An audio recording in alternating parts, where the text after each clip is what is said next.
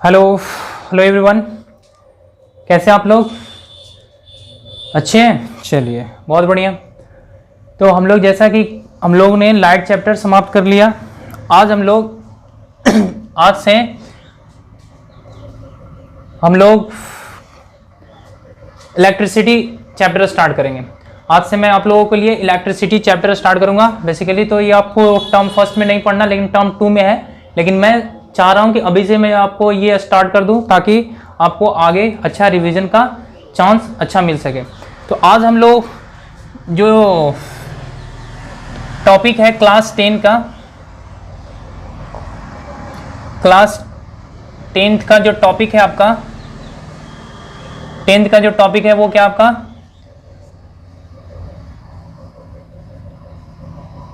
Electricity. आज हम इस चैप्टर को स्टार्ट कर रहे हैं। इलेक्ट्रिसिटी चैप्टर को स्टार्ट कर रहे हैं। इलेक्ट्रिसिटी चैप्टर स्टार्ट करने से पहले मैं इसका बेसिक चीज बतलाऊंगा। जैसे जो भी मेरा स्ट्रेटजी रहा है, बेसिक से स्टार्ट करना और हाई लेवल तक पहुंचाना, ताकि उसमें सारा चीज कवर हो जाए, आपको फंडामेंटल भी मजबूत हो जाए और आपका हायर लेवल कॉन्सेप्ट भी अच्छा हो जाए। तो आज हम लोग इलेक्ट्रिसिटी जो चैप्टर स्टार्ट होगा, इसमें इलेक्ट्रिसिटी जो चैप्टर है ना, ये एक फंडामेंटल पार्टिकल के अराउंड ये रिमूव होते रहता है। मतलब पूरा चैप्टर एक फंडामेंटल पार्टिकल होता है, उसके चारों ओर ये घूमते रहता है पूरा चैप्टर। तो आज हम उसी फंडामेंटल पार्टिकल के बारे में स्टडी करेंगे कि वो फंडामेंटल पार्टिकल है क्या, वो जिसके चारों ओर ये इलेक्ट्रिसिटी क्या करते रहता है। वो पूरा chapter through out the electricity होगा। आपका मैग्नेट हो गया, आपका इलेक्ट्रोमैग्नेटिक इंडक्शन हो गया आपका, और ये सब जो जितने भी चैप्टर है ना, वो उसी फंडामेंटल पार्टिकल पे बेस्ड है। और इस फंडामेंटल पार्टिकल का नाम है चार्ज। क्या नाम है? चार्ज। जैसे हम लोग दो टाइप के फंडामेंटल पार्टिकल के बारे में स्टडी करते हैं, एक होता है मास और दूसरा होता है चार्ज के बारे में। नेचर ने क्या किया है, हमको एक पार्टिकल को दो कैरेक्टरिस्टिक्स दिया है, एक उसका चार्ज का कैरेक्टरिस्टिक्स और दूसरा उसका मास का कैरेक्टरिस्टिक्स। अब ये दोनों जो चीजें होती है ना, चार्ज और मास के कारण डिफरेंट बिहेवियर शो करता है। जैसे क्लास 9th में आप मास के कारण क्या पढ़े थे? Gravitational force. उसी तरह से यहां हम इलेक्ट्रोस्टैटिक में चार्ज के कारण फोर्स पढ़ेंगे, जिसको बोलते हैं इलेक्ट्रोस्टैटिक फोर्स, जिसको आप कूलम्स लॉ के भी नाम से आप उसको जानते हैं। तो बेसिकली आज हम स्टडी करेंगे इलेक्ट्रिसिटी को, जिसमें हमको पढ़ना स्टडी ऑफ चार्ज। अब देखिए, फिजिक्स के जिस ब्रांच में चार्ज को स्टडी किया जाता है ना, उसको बोलते हैं इलेक्ट्रोमैग्नेटिज्म। देखिए, तो पहले तो हेडिंग लगे इलेक्ट्रोमैग्नेटिज्म।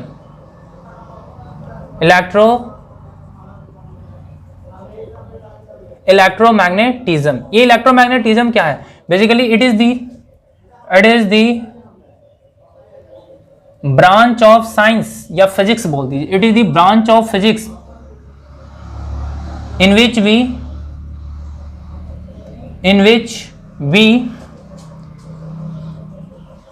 study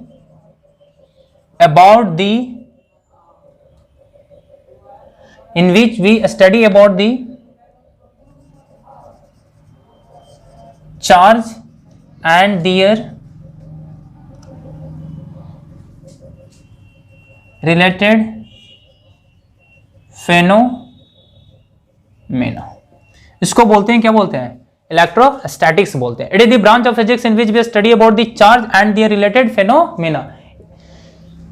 फिजिक्स के जिस ब्रांच में हम चार्ज और उससे रिलेटेड जितने भी फेनोमेना होता है, उसको हम क्या बोलते हैं? इलेक्ट्रोमैग्नेटिज्म बोलते हैं। उसको क्या बोलते हैं? इलेक्ट्रोमैग्नेटिज्म बोलते हैं। अब ये चार्ज क्या होता है? बेसिकली अब हमको ये पढ़ना कि ये चार्ज होता क्या है, ये चार्ज है क्या, किसको चार्ज बोलेंगे। तो ये नेचर का कैरेक्टरिस्टिक्स है। चार्ज क्या है? नेचर का क्या है? कैरेक्टरिस्टिक्स है, जिससे हम क्या कर सकते हैं? फोर्स एक्सपीरियंस करवा सकते हैं। जैसे क्या होता है, कौन कौन फोर्स? जैसे मैं इस पेन, ये जो मार्कर है, उससे मैं इस बोर्ड के सामने जो ये लिख रहा हूं, तो लिखने का काम जो इस पे बोर्ड पे ये लिखा जा रहा है, ड्यू टू जो फोर्स, जो कारण जो लिखा जा रहा है, वो क्या आपका इलेक्ट्रोस्टैटिक फोर्स। कौन सा force?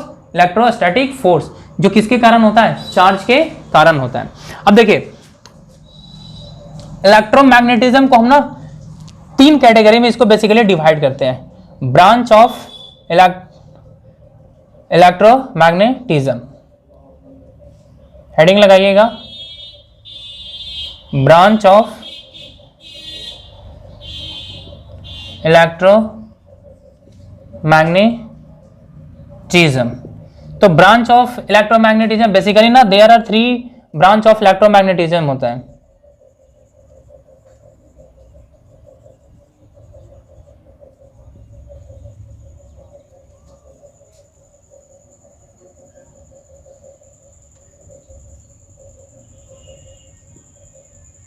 Basically there are 3 branch of electromagnetism. पहला होता है आपका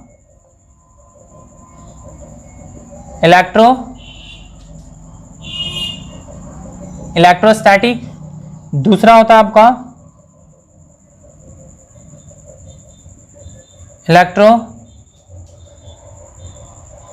इलेक्ट्रोस्टैटिक, दूसरा होता है आपको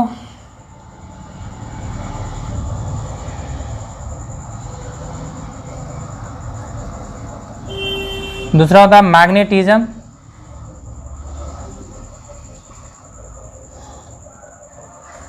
और तीसरा होता है आपका इलेक्ट्रोमैग्नेटिक वेव। देखिए ये है आपका branch of electromagnetism.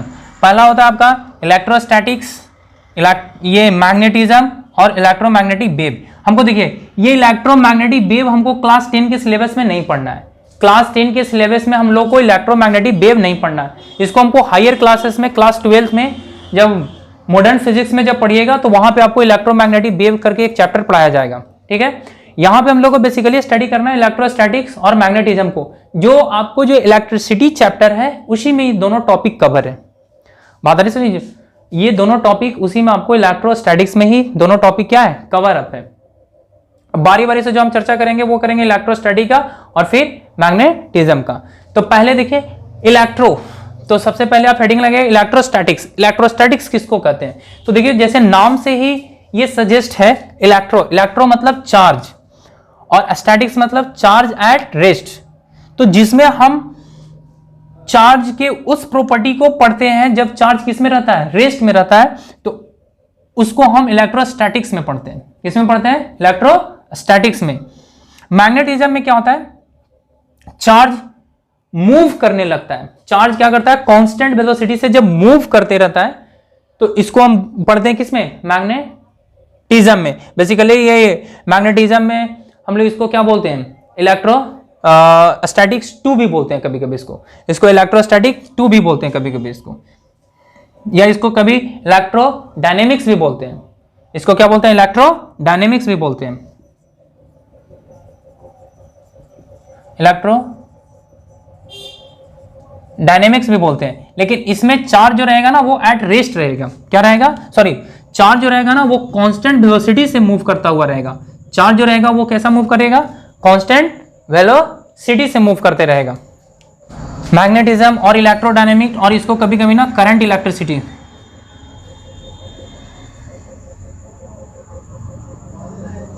Current electricity के नाम से भी जानते हैं इसको।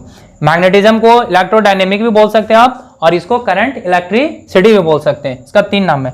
तो बेसिकली अब हम लोग को पढ़ना है इलेक्ट्रोस्टैटिक को और मैग्नेटिज्म को और करंट इलेक्ट्रिसिटी को। इसको हमको इलेक्ट्रोमैग्नेटिक वेव को नहीं पढ़ना है, लेकिन इसको समझ लीजिए कि इलेक्ट्रोमैग्नेटिक वेव क्या। जब एक्सेलरेट करने लगता हो, चार्ज क्या करने लगे? एक्सेलरेट करने लगे, चार्ज में एक्सेलरेशन आ जाए, तो चार्ज में एक्सेलरेशन आता है ना, तो इलेक्ट्रोमैग्नेटिक वेव जनरेट करता है। क्या जनरेट करता है? इलेक्ट्रोमैग्नेटिक वेव, जिसका एक प्रॉपर्टी हम लोग इससे पहले वाले पढ़ रहे थे। क्या पढ़ रहे थे? लाइट। वो लाइट क्या था? इलेक्ट्रोमैग्नेटिक वेव का ही तो प्रॉपर्टी था ना, जिसमें एक क्या आता था? विजुअल रेंज आता था। वहां से हम उसको इलेक्ट्रोमैग्नेटिक स्पेक्ट्रम से उसको हम क्या करते थे? डिटेक्ट करते थे। कितना से? कितना है? 315 नैनोमीटर से लेकर कहां तक? 700 नैनोमीटर तक। वो जो वेवलेंथ होता है वो आपको क्या होता है? विजुअल रेंज का होता है। तो पहले हेडिंग लगाइएगा आप इलेक्ट्रोस्टैटिक्स। इलेक्ट्रोस्टैटिक्स होता क्या है? उम्मीद करता हूं इतना आप इसको स्क्रीनशॉट ले लिए होंगे। ठीक है, अब देखिए इलेक्ट्रोस्टैटिक्स, जैसा ये है इलेक्ट्रोस्टैटिक्स, ये क्या है, it is the branch of physics in which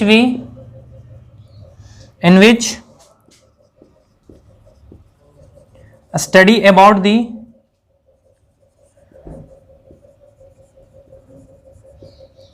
properties of charge when it is at, किस में रहेगा, रेस्ट पे रहेगा, किस पे रहेगा, it is the branch of physics in which we study about यहां पे दी छोड़ गया, about the properties of charge when it is at rest, जब ये क्या हो, रेस्ट पे हो, क्या हो, रेस्ट पे हो। तो रेस्ट पे जब रहता है तो सबसे इसमें एक हमको पढ़ना रहता है कूलॉम्ब फोर्स।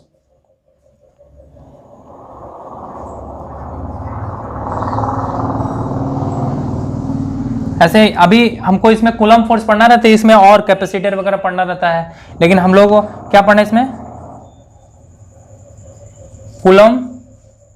कूलॉम्ब फोर्स के बारे में पढ़ना है। जब चार्ज रेस्ट पे रहता है तो एक फोर्स लगता है जिसको हम बोलते हैं कूलॉम्ब फोर्स या इलेक्ट्रोस्टैटिक फोर्स भी बोलते हैं उसको, फोर्स।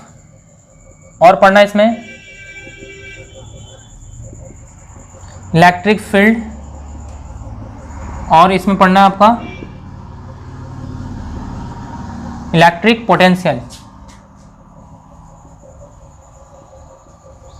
एडीसी पढ़ना है इसमें, कैपेसिटर वगैरह पढ़ना, लेकिन इसमें आगे ये कूलॉम्ब फोर्स हो गया, इलेक्ट्रिक फील्ड हो गया, इलेक्ट्रिक पोटेंशियल हमको क्या किस में पढ़ना है, जब चार्ज मेरा क्या हो, रेस्ट पे रहता हो। When charge is at rest then we study about the following electro flowing property related to charge. कौन कौन, कूलॉम्ब फोर्स जिसको आप इलेक्ट्रोस्टैटिक फोर्स भी बोल सकते हैं, इलेक्ट्रिक फील्ड और इलेक्ट्रिक पोटेंशियल। ये जब कब पढ़ते हैं, जब चार्ज मेरा क्या हो, एट रेस्ट पे हो। दूसरा क्या था,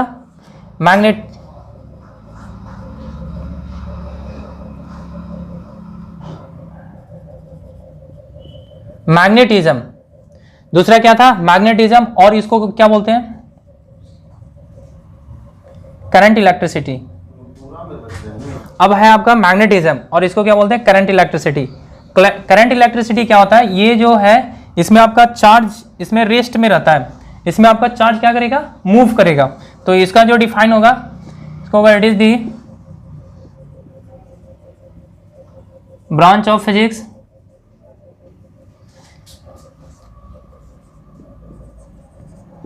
in which we study about the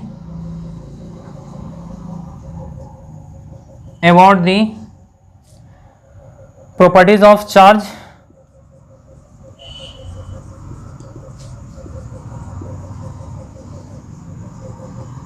when क्या होगा, when it, यहां देखिए moves with होगा कांस्टेंट वेलोसिटी से। जब ये कांस्टेंट वेलोसिटी से मूव करेगा चार्ज, तब उसको हम कहां पढ़ेंगे, इलेक्ट्रोस्टैटिक्स में। इसमें करंट इलेक्ट्रिसिटी वगैरह आता है, कैपेसिटर आ गया आपका, हीट एनर्जी आ गया, ये सब इसमें पढ़ना रहता है। हीट एनर्जी कहने का मतलब वो joules law of heating effect, heat energy कहने का मतलब है joules law of heating effect, कि जब किसी रेसिस्टेंस से हम करंट पास करते हैं तो वो रेसिस्टेंस आफ्टर जाके क्या होता है, सम टाइम में वो हीट हो जाता है, उसको इसमें पढ़ना रहता है। आप ये भी पढ़ोगे चार्ज के मूवमेंट के कारण क्या आता है, मैग्नेटिक फील्ड जनरेट करना है, इसी में पढ़ना हमको। जब चार्ज मेरा क्या कांस्टेंट वेलोसिटी से मूव करेगा तब, वो सब हमको फेनोमेना ये करंट इलेक्ट्रिसिटी या मैग्नेटिज्म में पढ़ना रहता है। बात आई समझ में, ये है। आप इसको एक बार स्क्रीनशॉट लीजिए, मैं इसको मिटा। नेक्स्ट क्या आपका,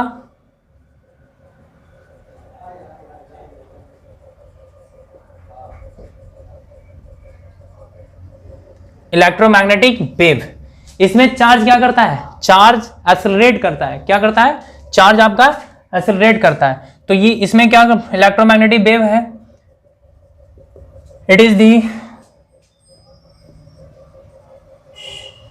ब्रांच ऑफ फिजिक्स